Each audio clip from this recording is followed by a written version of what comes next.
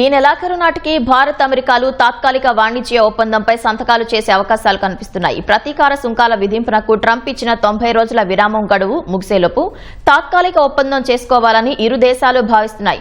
ద్వైపాక్షిక వాణిజ్య ఒప్పందంపై భారత్ అమెరికా మధ్య ఢిల్లీలో జరిగిన చర్చల్లో పురోగతి సాధించినట్లు తెలుస్తోంది. పారిశ్రామిక, కొన్ని వ్యవసాయ వస్తువులకు మార్కెట్ అవకాశాలు, సుంకాల కోతలు, నాన్ టారిఫ్ అడ్డంకులపై ప్రధానంగా దృష్టి సారించినట్లు ప్రభుత్వ వర్గాలు తెలిపాయి.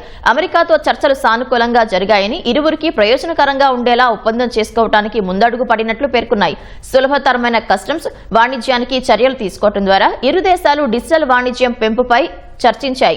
వాణిజ్య ఒప్పందానికి ఉద్దేశించిన ప్రారంభ చర్చలు త్వరగా ముగించేందుకు సంప్రదింపులు కొనసాగుతాయని ప్రభుత్వ వర్గాలు తెలిపాయి. 2025 నాటికి వాణిజ్య ఒప్పందం చేసుకోవాలని, 2030 నాటికి ద్వైపాక్షిక వాణిజ్యాన్ని రెట్టింపు కంటే ఎక్కువగా $500 బిలియన్ పెంచాలని ఫిబ్రవరిలో ప్రధాని నరేంద్ర మోదీ, అమెరికా అధ్యక్షుడు ట్రంప్ ఓ అంగీకారానికి వచ్చారు.